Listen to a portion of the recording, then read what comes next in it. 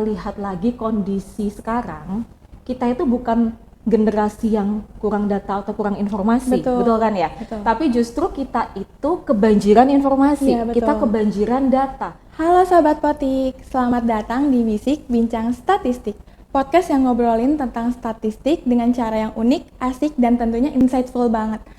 Nah, dengan aku Aisyah yang bakal nemenin kalian pada podcast kali ini. Nah, pada episode perdana kali ini, kita sudah kedatangan narasumber dari Badan Pusat Statistik Provinsi Jawa Tengah.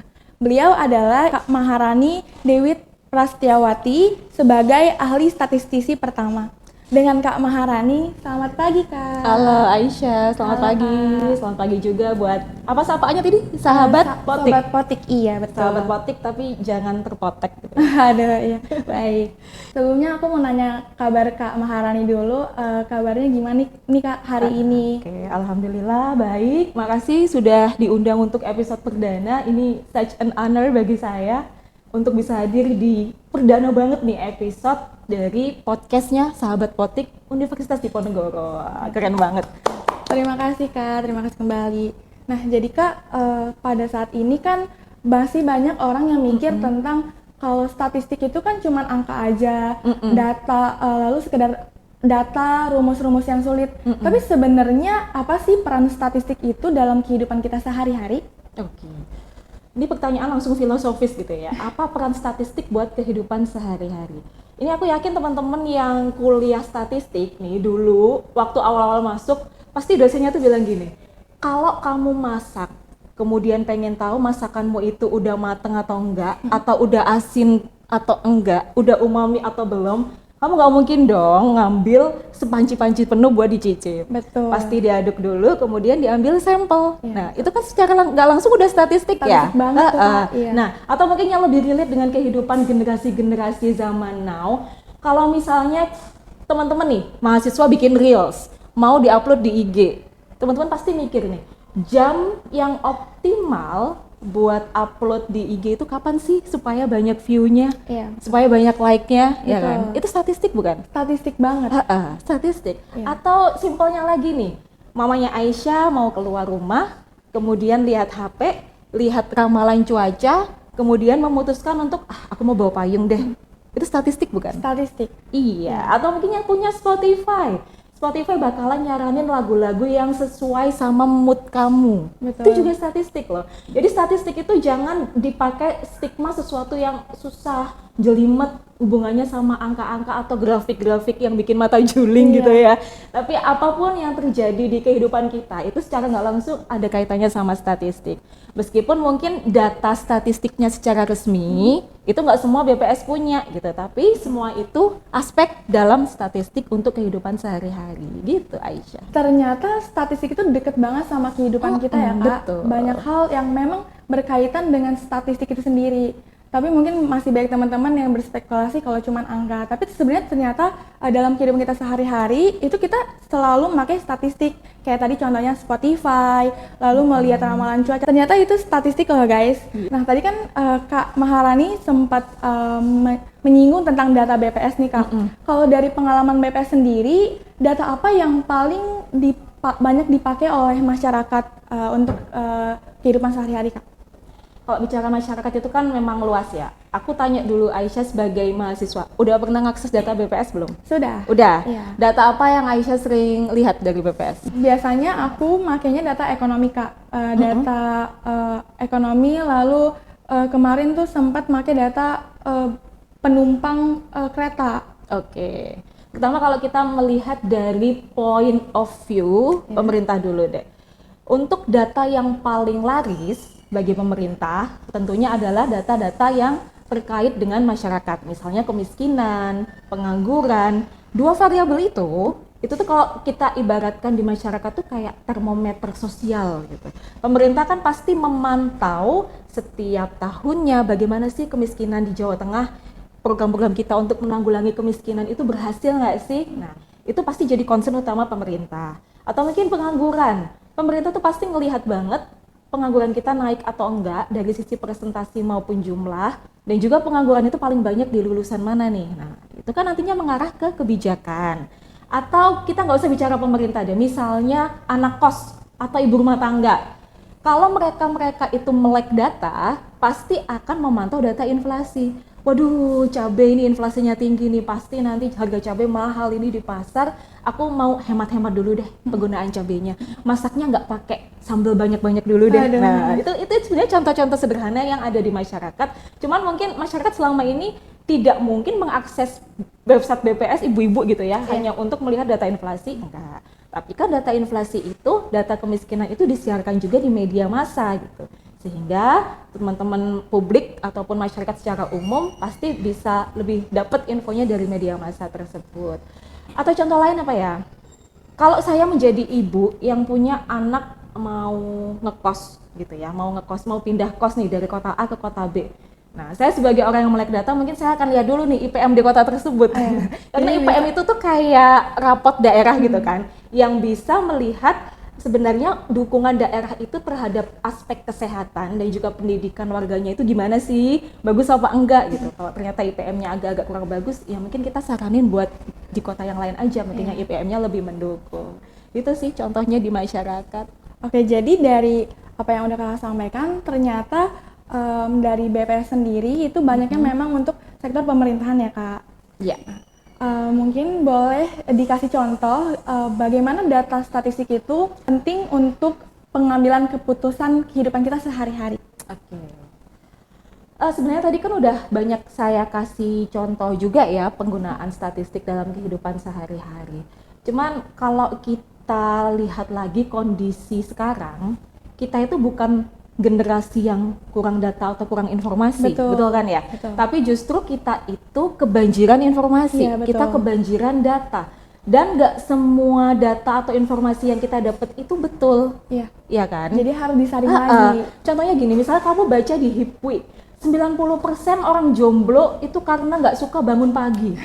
Itu sebagai, misalnya kita jomblo ya, yang bener, masa iya gitu. Kita tuh harus bisa berpikir kritis dengan pakai data statistik. Artinya kalau ada orang yang sudah men-state sebuah angka, kan kita harus kritis nih, ini 90% populasinya siapa? Betul. Ya kan ya? Ini yang ditanya siapa? Respondennya siapa?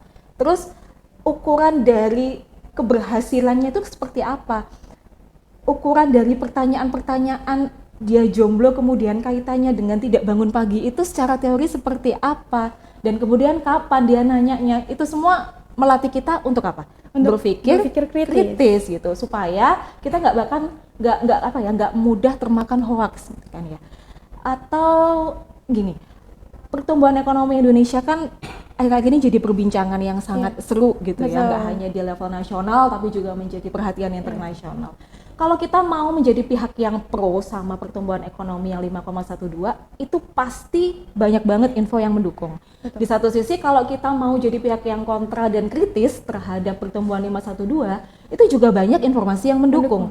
Dua-duanya itu ada, tapi apa yang bisa membuat kita yakin di posisi mana kita akan berada, di posisi yang percayakah atau di posisi yang skeptiskah, itu semua harus dilihat dari data-data pendukungnya. Makanya kita harus melek sama keberadaan data dan informasi supaya nggak termakan hoax dan supaya kita bisa jadi storyteller yang lebih accountable gitu kan. Kalau kita ngomong doang tanpa ada backingan data, itu tuh kayak kita ya ngibul aja gitu sih, kayak kurang terpercaya aja gitu sebagai pihak yang menyampaikan kebenaran.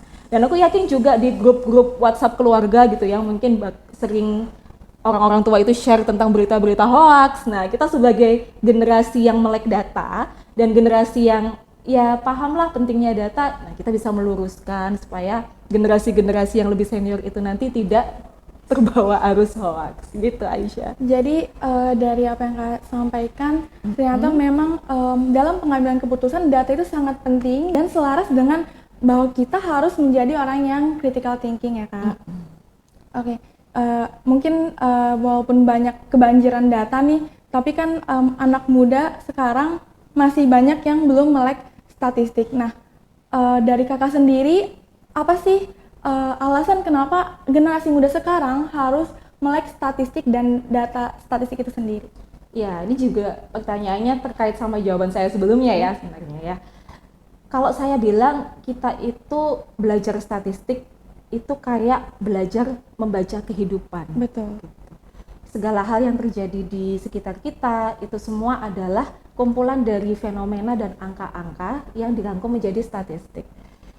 Kita misalnya ngomongin dunia olahraga gitu ya, kita ngomongin dunia olahraga sepak bola. Sepak bola itu juga ada statistiknya loh. Iya, karena Gimana dari di histori skornya itu. Oke, tidak hanya skor. Iya. Misalnya penguasaan bola tim lawan itu seperti apa, pola-pola dia dalam menghadapi serangan dari tim lawan seperti apa, itu semua statistik. Ternyata itu statistik ya, Kak? Dan itu pasti kepake buat apa? Buat, Saat evaluasi nanti betul. tim kita kalah nih, gimana sih tim lawan itu penguasaan bolanya seperti apa? Nah, itu kan jadi secara nggak langsung kita belajar statistik ya. Memang selama ini stigma yang beredar di masyarakat atau umumnya di mahasiswa ya, bahwa statistik itu susah, kaitannya sama rumus-rumus yang apa ya, ada Yang rumit, sigma, hanya grafik-grafik ada gitu ya, Kak? integral. Iya. aku sebenarnya kangen loh ngitung-ngitung kayak gitu ya. Tapi udah lewat masanya. Ya, stigma itu memang perlahan harus kita geser ya, karena nggak semua hal yang berkaitan dengan statistik itu kaitannya dengan sesuatu yang rumit gitu. Yang penting di diri kita ada ketertarikan sendiri, dan ini justru tugas dari teman-teman di agen pojok statistik untuk bisa membumikan statistik itu secara lebih Luas lagi. dengan bahasa-bahasa yang lebih populer, dengan bahasa-bahasa yang bisa diterima oleh generasi Z, sehingga tadi tujuan akhir dari belajar statistik adalah kita menjadi masyarakat yang madani, itu bukan medeni ya. Kita menjadi masyarakat yang madani, kita paham dengan situasi yang terjadi sekarang, bukan berdasarkan asumsi kita semata, tapi berdasarkan bukti dari data statistik yang baik dan benar. Ternyata data statistik bahkan sampai sepak bola pun itu memakai statistik. Betul. Jadi guys, pentingnya buat kita belajar statistik dan tidak berasumsi bahwa statistik itu rumit, tapi ternyata bahkan buat orang yang suka sepak bola itu bisa loh kita menggunakan statistik dalam hal tersebut. Nah, karena sudah banyak berbincang tentang data dari BPS sendiri yang dimana menyediakan data juga untuk masyarakat, di mana dan bagaimana kita bisa mengakses data tersebut. Oke. Aku tanya Aisyah dulu deh. Aisyah selama ini mengakses data BPS dari mana? Dari website Dari bps.com. website. Ya. Oke. Kemudian pernah kunjungan langsung ke sini? Pernah. Kalau Aisyah mengakses data BPS dari laptop, memang paling nyaman itu di website ya. Karena Betul. tampilan laptop itu kan memang Lebih lebar. iya. Tapi kalau mau mengakses dari HP, gimana Aisyah biasanya? Sama aja dari website. Sama juga. aja dari Iya. website. Oke, berarti aku perlu ngiklan dulu ini teman-teman. Buat sahabat Potik yang belum download aplikasi One Touch Statistics, mending sekarang download juga. Oke. Jadi itu tersedia di Play Store. Cari aja One Touch Statistics BPS Jateng. Jadi ternyata bisa lihat dari Iya, aplikasi juga ya, Kak? betul. Kalau aplikasi kan tampilannya lebih user friendly buat mobile kan ya, buat HP Iya. gitu kan. Jadi lebih enak aja gitu dilihatnya. Coba ya. Jadi kita kalau cari. teman-teman mau akses lewat HP dan biar bisa lebih mudah, kita bisa lewat aplikasi yang bisa di-download di App Store. Betul. Di Play Store sih. Kalau Oh ya, sorry, kalau Play Store. sedang pengembangan mungkin ya untuk bisa di-download juga di App Store. Ini PR juga buat BPS supaya bisa di-download di App Store. Nah, OTS tuh tampilannya kayak gini nanti Aisyah. Jadi kita bisa lihat mirip sebenarnya sama website, cuman kan lebih user friendly ya, enak gitu Iya angkanya benar, buat jadi dilihat. lebih gampang ya kan, nggak harus pakai ke website lagi. Iya. Terus juga kalau misalnya males juga ngakses website, udah malam, aku mau pakai WA aja deh, bisa loh. Oh iya. Jadi Gimana kita tuh, Kak, juga caranya? punya layanan statistik fast respon atau namanya kita Latifa, kita singkatnya. Jadi teman-teman untuk sahabat statistik bisa dicatat mungkin nomornya ya. Ini info juga buat Aisyah, boleh dicatat. Oke. Ya, jadi namanya ini Mbak Latifa. Nomornya adalah 0815 67701212. Oke, aku ulangi ya. 0815 67701212. Mungkin nanti bakalan ditulis di bawah ya nomornya Latifah. Nah, teman-teman di sini bisa WA jam berapapun akan dibales dan akan diarahkan juga ke website yang bersesuaian sama data yang kamu pengen. Ternyata jadi lebih mudah banget ya guys buat mengakses data dari BPS. Terus kalau misalnya masih butuh penjelasan lebih lanjut, ya silakan bisa berkunjung langsung ke pelayanan statistik terpadu di BPS Provinsi Jawa Tengah lantai 1. Tadi udah lihat PST-nya? Sudah. Nah, udah ketemu petugasnya kan? Sudah. Pasti ramah-ramah. Kalau misalkan kita mau akses langsung nih Kak ke BPS, jadwal, ada gak sih jadwal khususnya Kak buat tamu dari luar untuk mengakses data itu? Jadi untuk teman-teman yang butuh konsultasi langsung ke BPS Provinsi Jawa Tengah, akan kami terima sepenuh hati dari hari Senin sampai Jumat. Tentunya ngikutin jam kerja kita ya. Baik. Untuk hari Senin sampai Kamis itu kita menerima kunjungan di PST dari jam 8 sampai setengah 4. Karena kami pulangnya jam 4. Nah, kalau untuk Jumat itu bisa lebih panjang dari jam 8 sampai jam 4 sore. Tapi kalau misalnya butuh banget nih konsultasi data tidak di hari kerja, itu bisa juga melalui website di pst.bps.go.id. Udahlah pokoknya kita itu selalu ada lah buat teman-teman yang nanya data. Sangat memudahkan kami sekali ya Kak. Jadi buat Sobat Potik yang mau datang ke BPS langsung, bisa banget nih buat akses data dan seperti yang tadi udah Kak Maharani jelaskan sesuai jadwalnya, dan kalau misalkan mau akses di luar jam kerja bisa diakses lewat website BPS atau aplikasi yang bisa di-download di Play Store. Iya, tadi untuk terkait aplikasi, kadang kan kalau teman-teman mahasiswa itu butuh rapat tiba-tiba sama pihak lain, pihak eksternal, sama-sama peneliti gitu ya. Nah, OTS itu comes in hand banget. Jadi ini handy banget karena ya teman-teman tuh bisa akses data statistik kapanpun dan dimanapun asal punya kuota gitu. Bahkan kalau misalkan Sabtu dan Minggu pun kita bisa akses. Iya, kalau OTS kan memang berbasis aplikasi ya. Jadi once dia udah keinstall di HP kamu dan udah ada pembaruan terbaru yang kamu ikutin, pasti data-datanya bakal muncul semua dan itu semua statistik terupdate. Wow, jadi segampang itu ya Kak, dan sangat memudahkan kita. Jadi selama ini kalau teman-teman tahunya cuma website BPS aja, oh tentu tidak Ferguson. Kita punya banyak pintu-pintu untuk bisa membantu teman-teman semua terkait data. Oke, jadi teman-teman, karena kita udah di penghujung acara, aku mau berterima kasih banget buat Kak Maharani sudah mau menjadi narasumber dan memberikan banyak informasi sekali tentang data statistik dan gimana cara kita bisa akses data di BPS. Semoga apa yang disampaikan oleh Kak Maharani bisa menjadi insight buat teman-teman semua.